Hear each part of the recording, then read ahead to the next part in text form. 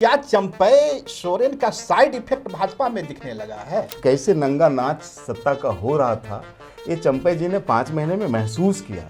कैसे पदों को बेचा जा रहा था, कैसे ट्रांसपोर्ट पोस्टिंग का खेल चल रहा था। आने वाला विधानसभा चुनाव में भाजपा की सबसे मुश्किल चुनौती क्या मानते हैं? मिलन समारोह की एक एक फूल और पत्ती को बाबूलाल जी सजा रहे हैं, इसमें कहीं कोई दुराह की बात नहीं है। एक पीड़ा अर्जुन मुंडा बाबूलाल की दिलों में नजर आ रहा है, इसमें कितनी हकीकत है? जो चीजें फैलाई जा रही है झामुमो के द्वारा, कांग्रेस के द्वारा या उनके जो कुनबे हैं उनके द्वारा, ऐसी कोई चीजें नहीं। कोल्हान टाइगर की आवाज कोल्हान तक ही सीमित रहेगी या संथाल भी पहुंचेगी? संघर्षों का लंबा इतिहास रहा और कभी उफ तक नहीं किया, जहां बैठा दिया बैठा। आपने ऑपरेशन सीता किया, ऑपरेशन गीता किया, नतीजा क्या रहा? कि कोल्हान में मुझे खोने का कुछ नहीं, भाजपा को खोने का कुछ नहीं है। कोल्हान में हम जो भी अचीव करेंगे हम पाएंगे। जदयू और भाजपा क्या माने कि जदयू जो है झारखंड में एनडीए फोल्ड में ही रहेगी, ये गारंटी है? 5 सालों में जो सरकार 4.5 सालों में नहीं दिख रही थी, वो 5 महीने में चंपई जी के नेतृत्व में दिखना स्टार्ट हुआ था। एक म्यान में इतनी तलवार अब रख पाएंगे? आपके भाई मेरे साथ आ गए तो आप क्या कहेंगे? चंपई सोरेन जैसा साधु व्यक्तित्व तो मुझे लगता है कि राजनीति में बहुत कम मिलते हैं। आप चंपई जी की बात सिर्फ क्यों कर रहे हैं? आप सीता जी की भी बात कीजिए, उसके पीछे क्या कारण था?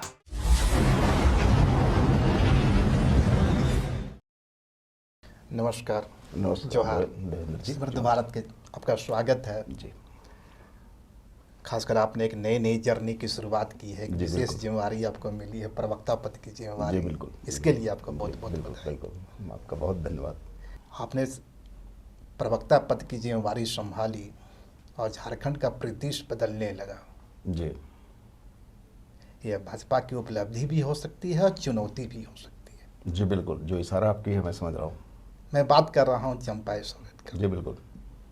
झामुमो के इतने बड़े कद्दावर नेता को, जिनका एक लंबा 4 दशक का इतिहास रहा है, एक लंबी जर्नी रही है, बिल्कुल, उसको भेजने में आपने कामयाबी हासिल की।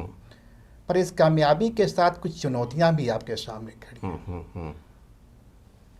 वो चुनौतियां नजर आ रही है, आपके जो पार्टी में पहले से कद्दावर नेता है उनका भी जमीनी पकड़ है और निश्चित रूप से उनकी अपनी भी सियासी महत्वाकांक्षा होगी। बिल्कुल।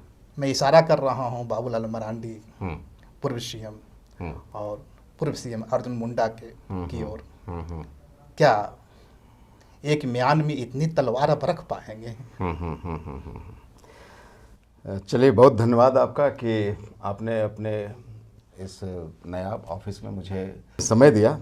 जहाँ तक आपके प्रश्न की बात है, भाजपा ने कुछ भेदा नहीं है, भाजपा ने कुछ अपना एफर्ट नहीं लगाया है। देवेंद्र जी, आपके जेएमएम के परिवार में इतना बिखराव है, इतनी विषमताएं हैं, इतने राजा रानी की जो कहानियां चल रही है, उससे जो लोगों ने संघर्ष के समय में जो कांधे से कांधा मिला करके काम किया, जो परिवार का एक अंग है। आप चंपई जी की बात सिर्फ क्यों कर रहे हैं? आप सीता जी की भी बात कीजिए, उसके पीछे क्या कारण था? सीता जी आखिर क्यों उस परिवार से अलग होकर के, तब कोई चीज़ जब शिखर पे होता है, सत्ता पे होता है, तो लोग उसको छोड़ना स्वीकार नहीं करते हैं, और जब छोड़ने की बारी आती है तो मैं समझता हूँ कि मन में बड़ी पीड़ा होती होगी, बहुत सारी चीज़ें होती होगी जिसको बहुत सारे लोग जो सब बहुत संस्कृत होते हैं, परिवार की इज्जत और मर्यादा समझते हैं, वो इन चीज़ों को महफिलों में साझा नहीं करते। मैं सीता जी से मिला हूँ और मैंने उनका दर्द समझा है। आप जहाँ तक चंपई जी की बात कर रहे हैं, चंपई जी आप जानते हैं कि आदरणीय दिशम गुरु शिबू सोरेन का सहभागी रहे हैं, सहपाठी रहे हैं, हम सफ़र रहे हैं इस झारखंड आंदोलन का।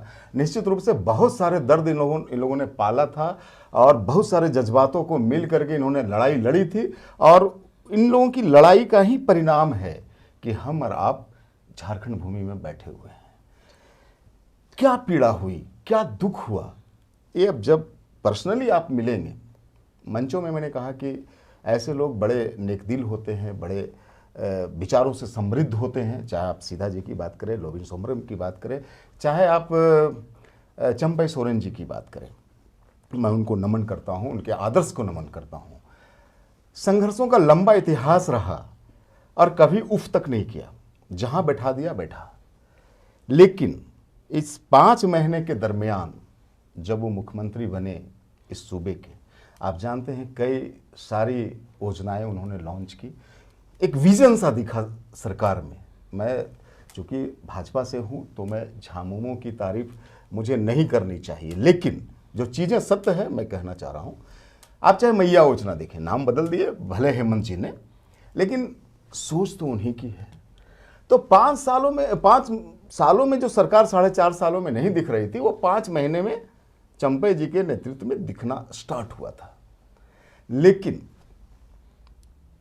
ये जो झारखंड की जनता को जो चीज़ें दिख रही थी, चंपई जी इसके अलावा कुछ और देख रहे थे पर्दे के पीछे, कि कैसे नंगा नाच सत्ता का हो रहा था। ये चंपई जी ने 5 महीने में महसूस किया, कैसे पदों को बेचा जा रहा था, कैसे ट्रांसपोर्ट पोस्टिंग का खेल चल रहा था उस सोरेन फैमिली के द्वारा, कैसे जेल से सत्ता की बागडोर को हाँका जा रहा था, कैसे मतलब पदस्थापित मुख्यमंत्री के कार्यक्रमों को बदल दिया जा रहा था। एक पर्दे की कहानी तो और भी आ रही है सामने ना। जी, वो कहानी है जी, आपके असम के सीएम हेमंत बिस्वा शर्मा का। हाँ, उन्होंने कहा 5 महीनों से मेरी बात हो रही थी चंपई सोरेन से। निश्चित रूप से बात तब हो रही थी जब वो सीएम थे। उन्होंने कहा कि हम लोगों के बीच में कोई सियासी बात नहीं हो रही थी। मुझे नहीं पता, जब 2 सियासतदान आपस में मिलते हैं तो बारिश की बात तो नहीं करते होंगे, मौसम की चर्चा तो नहीं करते होंगे। बहुत अच्छा प्रश्न है आपका देवेंद्र जी। दरअसल भारत में लोकतंत्र है और सीएम चाहे किसी प्रांत का हो, वो भारत का है, निश्चित रूप से भारत का है। और जहाँ तक आसाम और झारखंड की बात है, दोनों की पीड़ा कहीं ना कहीं मिलती है। और वो पीड़ा जो मैं आपको बता रहा हूँ, और जिस पीड़ा को हर बांग्लादेश माने झारखंडी और हर आसमी को नहीं, पूरे देश को महसूस होना चाहिए, वो पीड़ा है घुसपैठ की। और इस दरमियान से 2 मुख्यमंत्री की बात होती है तो सहज भाव है, इसमें कोई बातें नहीं है। चलिए एक पीड़ा और है। हाँ। आपने पीड़ा की बात की झारखंड की जी, आपने पीड़ा की बात की सीता सोरेन की, आपने पीड़ा की बात की चंपई सोरेन की। एक पीड़ा अर्जुन मुंडा बाबूलाल की दिलों में नजर आ रहा है, इसमें कितनी हकीकत है? आपको याद होगा कि कैसे श्री कृष्ण और अर्जुन की जोड़ी ने चुनाव लड़ा था और फतह किया था। आपको याद होगा, कुछ वर्ष पहले की बात है। चूँकि आप पत्रकारिता में लंबे समय से है, मैं भी आपके बिरादरी का एक छोटा सा अंग रहा हूँ, तो कुछ यही परिदृश्य है। जो चीज़ें फैलाई जा रही है झामुमो के द्वारा, कांग्रेस के द्वारा, या उनके जो कुनबे हैं उनके द्वारा, ऐसी कोई चीज़ें नहीं है। बहुत सारा मैं अभी देख रहा था सोशल मीडिया, गुड रिलेशन है, very good, not good, very very good. कल का जो मिलन समारोह होगा उसमें बाबूलाल मरांडी भी रहेंगे, अर्जुन मुंडा भी रहेंगे, नेतृत्व है।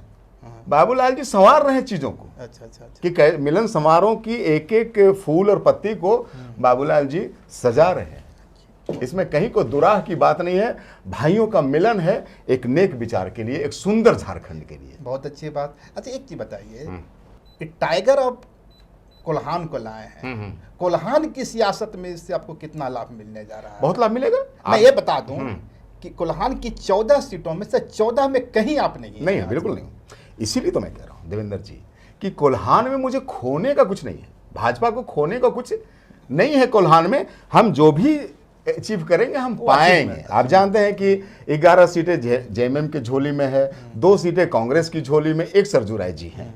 तो मैं आपको विश्वास दिलाता हूं कि ये 14 में से 10 सीटें भाजपा की झोली में रहेगी। जो समा दिख रहा है, मैंने भी कोल्हान सफर करके भी आया, जो परिदृश्य दिख रहा है मुझे, और टाइगर के नाराज होने से, और उसकी जो अंदरूनी बातें कोल्हान में फैली हैं कि टाइगर क्यों नाराज है, जेएमएम के लोग व्यक्तिगत कारणों को ज़्यादा उछाल रहे हैं। कोई व्यक्तिगत कारण नहीं है। चंपई सोरेन जैसा साधु व्यक्तित्व तो मुझे लगता है कि राजनीति में बहुत कम मिलते हैं। आपका इतना लंबा सफ़र है, मैं समझता हूं कि कोई दूजा चंपई और दूजा बाबूलाल आपने नहीं देखा होगा, ठीक है ना। तो वो पीड़ा कोई अपनी पीड़ा नहीं है, वो पीड़ा सूबे की पीड़ा, उन्होंने जो महसूस किया 5 साल में गद्दी पे बैठ करके कि कैसे पर्दे के पीछे घिनौना खेल खेला जा रहा है एक परिवार के द्वारा, उस पीड़ा ने उन्हें उस जगह से हटने को लिए मजबूर किया। और निश्चित रूप से मैं समझता हूं कि झारखंड की ये सुनहरी सुगबगाहट है, एक नया सूर्योदय होने वाला है। एक कोल्हान टाइगर की आवाज़ कोल्हान तक ही सीमित रहेगी या संथाल भी पहुंचेगी? ये not only Kolhan and Santhal, अब पहले भी बड़े कद्दावर हैं चंपई जी, लेकिन किसी परिचय के मोहताज अब सूबा नहीं है उनसे। वो सूबे का एक एक व्यक्ति हर चीज़ों को महसूस कर रहा है, समझ रहा है, और आसन विधानसभा चुनाव में वो आईना दिखाएगा। इस सत्ता जो अभी काबिज है राजा रानी की, उसको आईना दिखाएगा। नहीं, आपके आशा हो सकती है, होना भी चाहिए एक पॉलिटिकल पार्टी के रूप में, पर हम लोग लोकसभा चुनाव में देख चुके हैं जी। आपने ऑपरेशन सीता किया, ऑपरेशन गीता किया, नतीजा क्या रहा? नहीं, हमने कोई ऑपरेशन नहीं किया। मैं फिर आपको दोहराता हूँ, आज जेएमएम वालों का आरोप है। नहीं, मैं उसी को आरोप तो अब जैसे अब वो क्या कह सकते हैं, आपके भाई मेरे साथ आ गए तो आप क्या कहेंगे कि मैं भाई को बहुत सता रहा था? तो उसका रिजल्ट नहीं मिला। रिजल्ट देखिए जनता के हाथ में होता है, और रिजल्ट को सिर्फ हम लोग सीट के रिजल्ट से नहीं देखते हैं, हम जनभावना के रिजल्ट से देखते हैं। रिजल्ट आज नहीं मिला, विधानसभा में वो व्यापक रिजल्ट आपको नजर आएगा। एक बात यह भी आ रही है कि चंपई सोरेन आएंगे, आ चुके हैं, अब तो स्वागत बाकी है, तो उनके साथ उनके लोग भी आएंगे निश्चित रूप से। आपके जो 14 विधानसभा है वहाँ आपके बहुत काफी मजबूत प्रत्याशी रहे हैं, कुछ सरायकिला में आपके मजबूत गणेश महली वगैरह काफी मजबूत प्रत्याशी रहे हैं, और बहुत टक्कर का मुकाबला हुआ है। बिल्कुल बिल्कुल। अब उनके सियासी भविष्य का क्या होगा? देखिए, ये चुनाव किसी के सियासी भविष्य के लिए नहीं लड़ा जा रहा है, मैं आपको स्पष्ट करा दूं। आप हमारे बहुत प्रिय हो सकते हैं, मैं किसी पे कोई उंगली नहीं उठा रहा हूँ, और मैं किसी पे कोई प्रश्न चिन्ह भी खड़ा नहीं कर रहा हूँ, लेकिन हमें इस सूबे की पीड़ा महसूस हो रही है, जनता को इस सूबे की पीड़ा महसूस हो रही है। पूरी जनता, पूरा आवाम झारखंड की भाजपा के साथ है, और निश्चित रूप से जिसके माथे पे सेहरा बंधेगा भाजपा की टिकट उसी नहीं, मैं बात इसलिए कह रहा हूँ कि कल ही एक तस्वीर आई है, बास्को बेसरो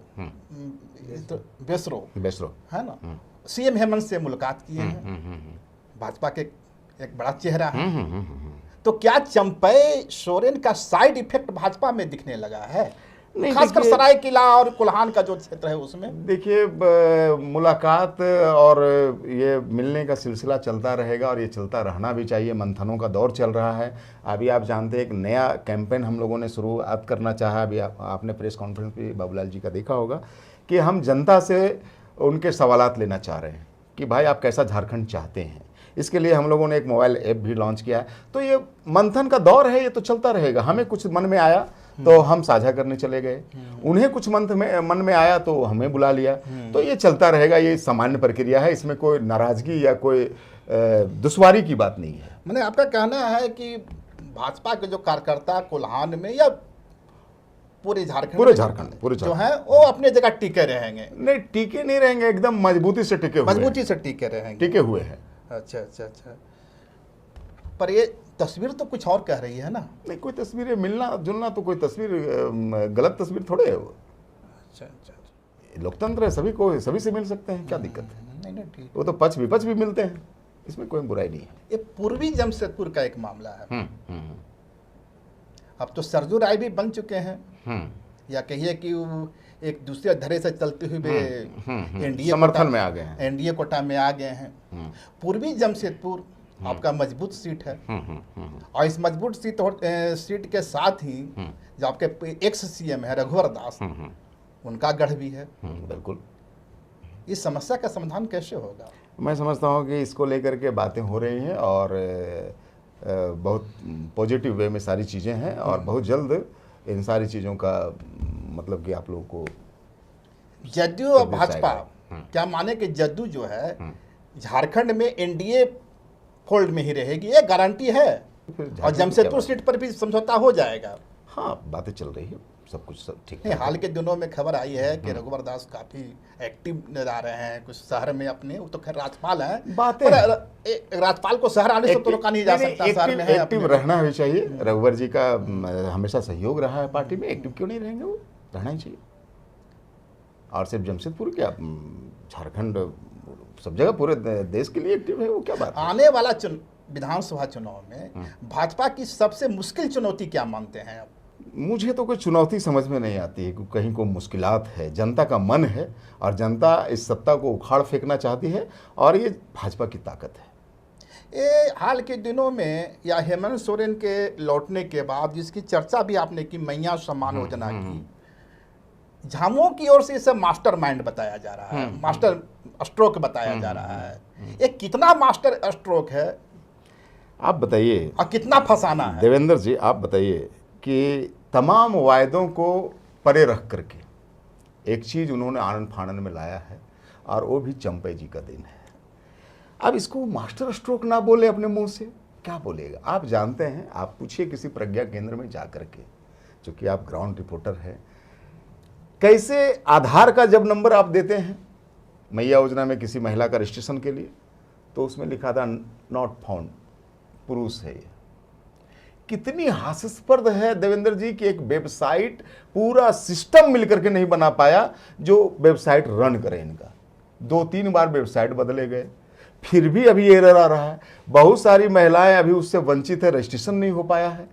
तो आप ढोल चाहे जितना पीट लें, आप जो पोस्टर और सभाओं में जो खर्च किए ना, वो खर्च अगर आदरणीय हेमंत जी एक सुंदर बढ़िया ठोस वेबसाइट बनाने में करते समृद्ध भारत की तरह, तो मैं समझता हूं कि ये योजना कुछ धरातल पर उतर जाती। आने वाला विधानसभा में कितने सीटों की आशा कर रहे हैं आप, आसू और आप दोनों मिल करके, भाजपा मिल करके? देखिए, जो दोनों की संयुक्त शक्ति क्या होगी? जो सीटें हैं वो 60 के पार जाएगी हमारी। 60 के पार।